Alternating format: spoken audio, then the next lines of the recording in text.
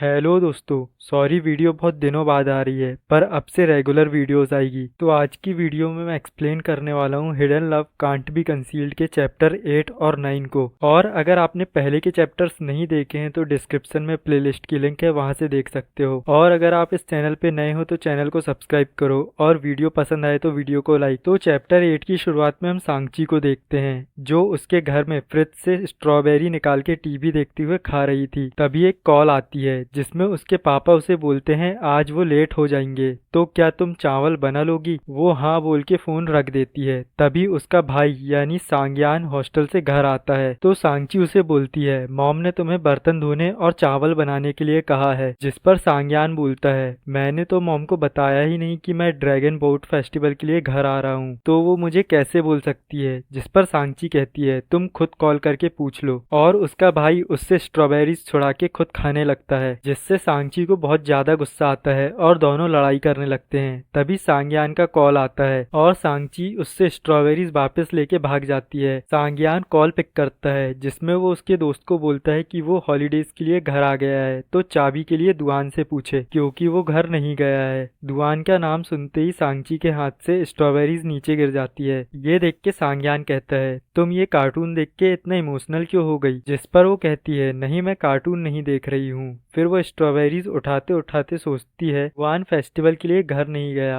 और वो स्कूल में भी नहीं गया होगा, तो क्या वो अपनी जीएफ से मिलने गया है। फिर वो अपने भाई से स्टाइल से पूछती है कि तुम्हारे ग्रुप में सिर्फ तुम ही सिंगल हो ना। सांग्यान बोलता है तुम्हारा मतलब क्या है, जबकि मैं सबसे पॉपुलर हूँ। और वो बातों ही बातों में बता देता है कि उनके ग्रुप में किसी की भी गर्लफ्रेंड नहीं है। ये सुन के सांची फिर से ख्यालों में खो जाती है और दुआन के बारे में सोचने लगती है और यहीं पर चैप्टर 8 खत्म हो जाता है। फिर चैप्टर 9 की शुरुआत होती है और हम देखते हैं सांची की फैमिली डिनर कर रही होती है और सांग्यान उसके डैड से कहता है कि वो एग्जाम के बाद मेन कैंपस में शिफ्ट होगा तो उसे उनकी कार चाहिए क्योंकि वो उसके रूममेट की भी हेल्प करने वाला है। उसकी मॉम कहती है तुम्हारा कैंपस सांची के स्कूल के पास है ना। तो उसके डैड कहते हैं ठीक है तो फिर तुम स्कूल के बाद सांची को पिक कर लेना। जिस पर वो कहता है क्या मुझे एक बच्ची को अपने साथ कॉलेज ले जाना पड़ेगा। तो सांची कहती है सांग्यान को कोई जरूरत नहीं है मुझे पिक करने की। जिस पर उसके डैड उसे चिल्लाते हैं अपने भाई से ऐसे बिहेव करने के लिए। तो सांची खाते हुए सोचती है सांग्यान का रूममेट कहीं ये दुआन तो नहीं। तो वो सांग्यान को शिफ्ट करने में हेल्प ऑफर करती है। सांग्यान शॉक हो जाता है और पूछता है आखिर तुम मेरी हेल्प क्यों करोगी, तुम्हें क्या चाहिए। जिस पर उसके डैड उसे चिल्लाते हुए कहते हैं वो तुम्हारी हेल्प करना चाहती है तो उसे करने दो। सांग्यान कहता है मेरा सामान बहुत भारी है, अगर इसे चोट लग गई तो। जिस पर उसके डैड कहते हैं तो उसका भी ध्यान तुम ही रखना। फिर हम कुछ दिनों बाद का सीन देखते हैं जहां सांची सांग्यान के यूनिवर्सिटी के बाहर उसे कॉल करती है। सांग्यान कहता है मैं अभी थोड़ा बिजी हूँ और वो उसे आने का रास्ता समझा देता है कि उसका रूम 525 है ब्लॉक नंबर 9 में। फिर सांची जा रही होती है तभी उसे उसकी डैड की कार दिखती है जिसकी ट्रंक में उसे स्टफ्ड एनिमल मिलता है, जिसे देख के उसे लगता है कि ये उसके भाई का है। तभी उसके पीछे कोई आके खड़ा हो जाता है और वो जब पीछे देखती है तो पीछे दुआन था। वो सांची से कहता है तुम मेरी चीज क्यों चुरा रही हो, क्या तुम्हें मुझ में इंटरेस्ट है। सांची कहती है मुझे पता नहीं था ये तुम्हारा है, मैं तो यहाँ सांग्यान की हेल्प करने आई हूँ और कार की ट्रंक में कुछ चीजें रखी थी तो मैं इन्हें उसके पास ले जा रही थी। और अगर मुझे पता होता कि ये तुम्हारा है तो मैं इसे रूम तक ले जाने में तुम्हारी हेल्प नहीं करती। जिस पर दुआन कहता है तुम कितनी बुरी हो, मैंने उस दिन तुम्हारे स्कूल में हेल्प की पर तुम मेरी हेल्प नहीं कर रही हो। सांची कहती है तुमने मुझे पहले चोर कहा और वो गुस्सा हो जाती है तो दुआन उसे मनाने लगता है और कहता है ठीक है मैं तुम्हें ये stuffed animal as a sorry gift कर रहा हूँ। सांची उससे वो डॉल छुड़ा लेती है और कहती है तुमने इतना बदसूरत स्टफ्ड एनिमल क्यों खरीदा। दुआन कहता है मैंने ये खरीदा नहीं पर मुझे ये याद भी नहीं कि ये मेरे पास आया कहाँ से। सांची कहती है इसका मतलब ये तुम्हें किसी ने गिफ्ट किया है तो मुझे ये नहीं चाहिए। तो दुआन उसे इग्नोर कर देता है और कार की डिक्की बंद करके कहता है चलो चलते हैं। फिर चलते चलते दुआन पूछता है तुम्हारा बैग भारी तो नहीं, क्या मैं उठा लूं। सांची कहती है नहीं। दुआन कहता है हमें बहुत ऊपर जाना है। तो सांची कहती है मैं चढ़ सकती हूँ, और क्या तुम मुझे अभी भी बच्ची समझ रहे हो, अगर मैं नहीं चढ़ पाई तो क्या तुम मुझे उठा लोगे। जिस पर दुआन कहता है हाँ अगर तुम चाहोगी तो। और यहीं पर चैप्टर 9 भी खत्म हो जाता है। तो दोस्तों आपको ये वीडियो कैसी लगी, अच्छी लगी हो तो वीडियो को लाइक कर दो और चैनल को सब्सक्राइब।